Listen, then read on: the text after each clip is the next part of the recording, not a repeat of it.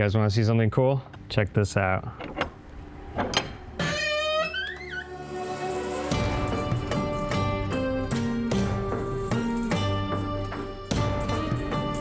This is an old olive mill, or frantoio as it's called here in Italy. This was probably last used in the 1950s, maybe even earlier. In a way, it's sort of like a temple, considering the importance of olive oil to this place and to this culture. And that's what I want to talk about today. Yes, this is a video about olive oil, but maybe, and hopefully, a little bit different than the countless others out there. There's a ton of technical information out there you can find about how olive oil is made, the different standards, the specifications, the required acidity levels for different categories. We actually made a video with a lot of that information. I'll put a link up here. But all that technical data misses a big part of the picture. So this will be a slightly different approach. I'm here to tell you what I've learned living in a place where olive oil is one of the most important commodities, a huge part of the way of life, and to tell you some of the unexpected things I learned while making my own olive oil, admittedly with a lot of help from some experts. And by the end, I also hope to bust one of the biggest myths out there about olive oil. So where am I? If you already watched this channel, then you probably know, but if you're new here, welcome. I'm in a small rural town in Calabria, Italy, that's the toe of Italy, called Dasà. As of this past April, it's where I live now. When most people think about the history of Italy, their imagination can go back to like the ancient Roman Empire. What many people don't realize is that southern Italy, before the Romans came along, was Greece. Ancient Greeks colonized much of the Italian peninsula, forming what was known as Magna Graecia, or Greater Greece. And Dasà, the name of this town, comes from the original Greek name for this place. That name was Dassos Elias, which roughly translates to the place with a bunch of olive trees. Needless to say, olive trees and olive oil have a very long history here. Right now, I'm in a very old olive grove where some of the trees are over 1,000 years old, if not older. For millennia, olive trees here have been a staple crop, and they still are. Almost everyone who lives here owns some olive trees, which they harvest every autumn to make their precious olive oil. It's completely ingrained in the culture. Over the last few years, I've spent a lot of time in Dasà. I've been here for pretty much every single period of the year, except for that brief little time when they harvest the olives. Now that I live here, I finally got to experience the pinnacle of the agricultural calendar. And boy, did I learn some stuff. But before we get there, a quick word about today's sponsor who made this video possible. After the olive oil harvest, it means that Christmas is right around the corner. Some of our favorite gifts to give to loved ones are digital picture frames from Aura. We have been Aura customers long before we had any sort of partnership or sponsorship with them. We love our picture frames. We've given them to family and friends, including my mom. They are so cool because you can display unlimited photos and videos. All you have to do is get the Aura app on your phone. You can add any pictures and videos you want. What I like to do is I have a whole album on my phone, and anytime I take a new picture or a video that I want to put on the frame, I just add it to that album. The frame does the rest automatically. We have ours set to display a slideshow, so every time you walk by the frame, you have a nice new memory there. The frames look fantastic, and most people don't even realize that it's a digital frame until all of a sudden they see the picture change and they go, wait, what is that? When Ava's mom first visited us in the US and saw our Aura frames, she fell in love and she wanted one really badly. So we just got her one, and they make such great gifts. You can even preload photos on the frame in advance. That way, not only are you giving someone special a really cool digital picture frame, but you're also giving them special photos and memories. For a limited time, visit auraframes.com and get $45 off Aura's best-selling Carver matte frames, named #1 by Wirecutter, by using promo code PASTA at checkout. That's AURA frames.com, promo code PASTA. This exclusive exclusive Black Friday Cyber Monday deal is their best of the year, so order now before it ends. Terms and conditions apply. And while you're there, support the channel by mentioning us at checkout. Let them know we sent you. A big thank you to Aura for sponsoring today's video. So it was my first olive oil harvest, and I wanted to learn what almost everyone else here knows: how to make olive oil. But I was going to need a guide. That guide was a man named Michele Vartuli. He's a good friend, and unusually for a local, he's a professional olive oil producer. That's his job. Most people here just have a few trees that they harvest for personal use, but Michele actually produces a lot of olive oil and sells it. In fact, that old olive grove I was in, those are some of his trees. Questo posto, questo territorio è denominato anche catastalmente baronia, perché era faceva parte di un possedimento di un'antica famiglia nobile, di un casato nobile di un paesino qua vicino di Arena. Le piante sono enormi, noi cerchiamo di mantenerle perché sono delle statue naturali, è un terreno, è una particella che ho molto a cuore perché è molto legata alla tradizione nostra, alla tradizione proprio nostra territoriale, e guai chi me la tocca. Qualche tempo fa c'è stato un piccolo inconveniente, si è verificato un incendio che ha distrutto purtroppo qualcuna di queste, è come se avessimo perso, insomma, un pezzo di storia. And trust me, he makes good stuff. Cold pressed extra virgin olive oil, certified organic, IGP, native tree species, sustainable farming techniques. Sorry, I promise not to get too technical. The point is, he knows what he's doing. He agreed to show us the ropes, so we waited until one morning when he gave us a call and said it was time to harvest. Ready to work? I'm always ready to work. If it means olive oil at the end. Yes. The first part of the harvest is putting out the nets. These are big plastic nets that olive farmers spread out under their trees in the months leading up to the harvest. By the time October rolls around, the entire landscape is a sea of neon green and orange. Speaking of October, when is the olive harvest? Well, it can be anywhere from late September through early November. Depends on a lot of factors: the species of the tree, the altitude, which slope of a hill you're on, the climate, the weather that year. What's important is that you harvest when the olives are ready. That time is when the olives are half ripe. They're beginning to turn from green to a kind of dark purple. The more green the olives are when you harvest them, the more sort of spicy and intense the flavor is. And the more purple they are, the more kind of mellow and sweet the flavor is. It's all about finding that sweet spot where you have a wonderful, rich character, but it's not too overpowering. Now, there are a few different ways to actually get the olives out of the tree. The simplest way is to just use a big stick and knock them out. But when you get to the point where you're a professional olive oil producer, you bring in the big guns. This is a big and really cool machine that farmers will rent during the harvest period. It works by literally grabbing the tree with a big claw and shaking the olives out. It's really cool to see. Within a matter of seconds, you've dumped an entire tree's worth of olives into the nets. And that's where the work begins. I always assumed that gathering the olives out of the net would have some level of sophistication behind it, maybe involving some kind of gadget or other big machine. Nope. You take a bucket, you pick up olives, and you put them in the bucket. That's it. Praticamente si raccoglie e poi si buttano dentro i secchi, tutte quante insieme. Ok? Si raccogliono i secchi e poi si trasportano sul cassone del trattore, della trazione. Quindi tutto quello che c'è. Sì. It's not complicated, that's for sure. No, it's not complicated. It's a labor of love, Arthur. It's pretty cool just scooping up olives. Sono veramente belle queste, eh? It's an insane amount of work. Now, we just did it for like a few hours or whatever, but the women who were there, who do this for a living, they would just spend days during the harvest, bent over at the waist, picking up olives all day long. Speaking of those women, they were so sweet. You know, we were helping out, but let's be honest, probably mostly getting in their way. But they just kept bringing out food for us, homemade crostata, ciambellone, even coffee. William, do you want coffee? No, grazie.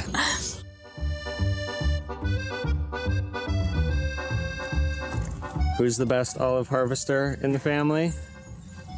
Thank you. Michele, secondo te quanto olio si produce questo capitolo? 1 litro. That's not bad. No? Got a liter of olive oil here.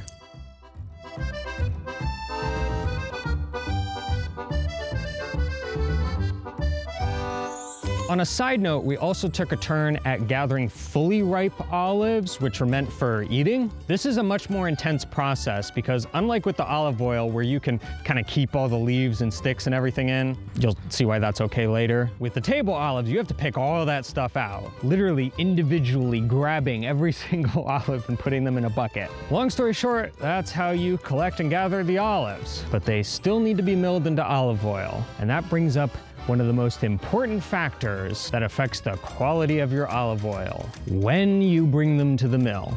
Una tardiva molitura presso il frantoio, lasciando per esempio le olive per più tempo delle 12 ore consuete, potrebbe far iniziare un percorso di, come dire, di ammuffimento. Ecco, sì, perché praticamente è un materiale organico che inizia un percorso di rancidimento, potrebbe creare delle problematiche che poi si ripercuotono nel gusto stesso dell'extravergine. Quindi la cosa migliore sarebbe raccogliere le olive. Subito noi facciamo la raccolta in giornata, oggi, e oggi pomeriggio portiamo in frantoio e facciamo la molitura e l'estrazione.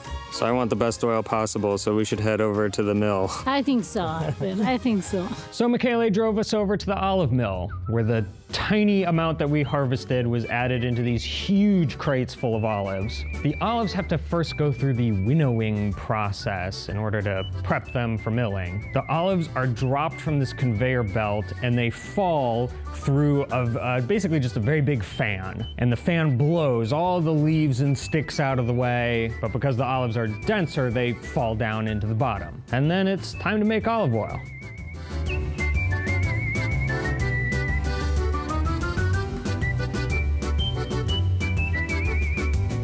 It was pretty cool to see those stones working. I've seen a lot of old olive mill stones, like the ones behind me. I've visited modern olive mills that use stones, but because I've never been here for the harvest, I've never actually seen them in action. Now, modern olive mills use a lot of very sophisticated machinery, and truthfully, there's not a lot to see because everything is kind of enclosed. But it's essentially the same process, except for a few differences, which we'll discuss, as you would have found like here in olive mills of the past. So to illustrate what's going on, I think it actually makes sense to do that here. So everything starts with the stones here. Now, these days, most olive mills don't actually use stones anymore, and they use a more modern sort of maceration process, but essentially, it's all the same. The olives get crushed up in here, pit and everything, just the whole olive, into this thick paste. That paste is then brought to the actual presses. And these are pretty cool, huh? This is all hand-carved wood here, these big screw things. And so that olive paste is stuffed, or was, into these kind of baskets like this. You put all the paste in there, and then these baskets are stacked up underneath the press. You can see a ton of them up there. And then using big bars that you would insert in here by hand, these guys would turn these big screws and just slowly press all the olive oil out. Well, actually, I shouldn't say olive oil. It's not olive oil yet. What you're left with is a mixture of olive oil and water. Modern olive mills use a centrifuge, which spins everything really fast, and because the oil and the water have different densities, they separate. Back in the past, they would do it the slow way. You put the olive oil in a big vat and you wait for it to float to the top. In any case, you're left with olive oil. By the way, quick aside here. Some of you might be wondering at this point, does every olive farmer need all of this crazy equipment to make olive oil? The answer is no, and that's because almost no one presses their own olive oil. You harvest your trees, you bring your olives to one of the several local olive mills in your area. In fact, often one of the ways that you pay the mill for making your olive oil is with olive oil. So they get to keep a percentage of what they mill for you. Guess where that olive oil goes? It's all blended together and sold to you. When you buy olive oil in a store, chances are it's just a big old blend of oil from Who knows which trees? Who knows which farmer? Who knows how they harvested? Who knows what farming techniques they used? That's why if you can find olive oil from someone like Michele, who grows his own trees and has his own olive mill that's only used for his olive oil, so he has control from beginning to end, you're probably getting something pretty special. That's olive oil. We came prepared. Yes, always, because when you come for olive oil, you need to bring some bread.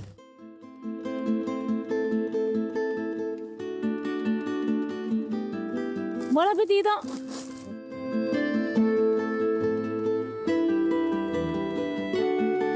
That's good. That's very good. It has a flavor that you can't imagine. It's spicy. At the same time, it's very delicate. It is pure gold. Lo risenti nel gusto dell'olio? Anche su frutta. Fruttato. Anche frutta. Fruttato. I can drink all of this. Buon appetito. Oh wow. I've never bought that in a store. Never bought that in a store. Wow.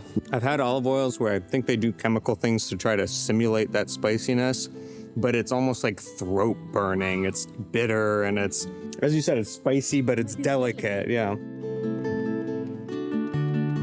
Oh my God. Yeah. Yep. You cannot get that in American grocery stores. I'll tell you that. Tasting olive oil that was pressed just minutes ago is an experience that I wish upon all of you. Remember, olive oil is basically just a fruit juice, and we all know how freshly squeezed orange juice tastes different than it does a week later after it's been sitting in your fridge. Olive oil is the same way. The taste changes dramatically as it ages, especially in the earliest period. C'è un detto nostro che dice olio nuovo e vino vecchio, ma il vino più si invecchia e maggiormente diventa buono, no? Invece l'olio no, l'olio per le caratteristiche chimico-fisiche che ha e per il buono, l'ottimo mantenimento delle proprietà organolettiche deve consumarsi più fresco possibile, quindi olio nuovo, perché altrimenti col corso del tempo, a contatto con l'ossigeno soprattutto e anche con la luce naturale del sole, possono avvenire dei processi di invecchiamento e di alterazione delle organolettiche vere e proprie dell'olio. The high quality extra virgin olive oil that people like Michele make is amazing. It's delicious, we all know the health benefits of it, but that brings us to kind of a big myth about olive oil. As we've discussed, olive oil has an incredibly long history here, an even longer history in the Eastern Mediterranean. But it's important to remember that the olive oil we enjoy today is not necessarily what they made in the past. So far, we've talked about a variety of factors that make a good olive oil. When you harvest, how long the olives sit on the ground before you mill them. There are other factors like cold pressing, using aerated baskets and crates to transport the olives. Well, the truth is that a lot of these practices are pretty modern innovations. For example, not long ago here, people would never take the time to intentionally beat or shake or whatever to get the olives out of the tree. They were busy, they had to survive, they had other crops they needed to tend to. That would be a huge waste of time when you can literally just wait for the olives to naturally fall from the tree. The problem with that is that then the olives are too ripe. They wouldn't have the same intense, complex flavor. And once the olives fell, and they just fell into the dirt, by the way, they didn't have nets back then, they could sit there for a really long time. You would wait until there were enough olives on the ground where it made sense for you to go and gather them all. Those olives would just sit there and they had plenty of time to become acidic, to become bitter, to rot, essentially. And cold pressing wasn't a thing. In fact, they would heat up water in these big vats and pump it into the olive oil to speed up the separation and the filtration process. Heat and high quality olive oil don't go well together. But the primary concern of the producers at that time was not quality, it was quantity. Now, I'm not saying our forebears didn't eat olive oil, but their primary use for this stuff wasn't food, it was for lamps. Yep. Olive oil was mostly an industrial product, a fuel. That's why, as we've said on the channel before, you can tell when an Italian recipe is really old and traditional when instead of olive oil,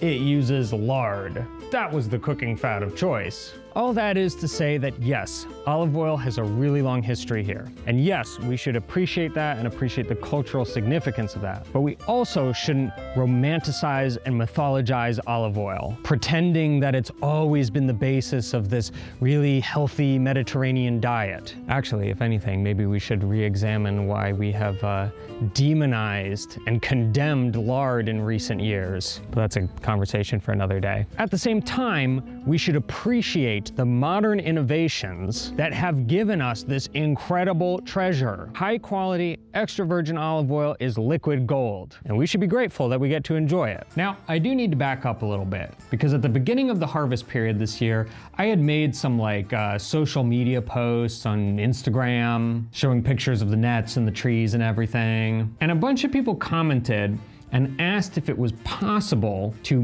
buy the local olive oil. And I answered and told them the truth, which is no, unfortunately not. No one here exports to presumably America, Canada, whatever. But the more we thought about it, the more we realized how cool it would be if we could actually make olive oil that local producers here, even like small family farmers and stuff, the olive oil that they could make, if it could be available for people to purchase, but in a way where they're booking and getting the fresh harvest olive oil. Meaning you're not buying a bottle of olive oil at the store where chances are it's not even labeled and you have no idea when it was made. Could have been sitting there for a year or more. But where the olive oil is harvested and as quickly as possible, it's rush shipped to you. Now, if we do this, it'll take some time to set up everything the way that we want it to be, but to kind of get the ball rolling, we decided this year to offer a very small batch of Michele's olive oil, because we're more interested right now in sort of experimenting, see how this might work, share the fresh local olive oil with you guys. We are literally not taking a penny of profit. We're basically offering it at cost, which means that we can offer extremely high quality olive oil. And when you compare it with similar offerings that are imported from Italy, per liter it's about half the cost. Now the downside I'll be upfront with is the shipping cost, because we're not a big operation, we're not a big business. We don't have the shipping rates and deals that you would have if you were dealing with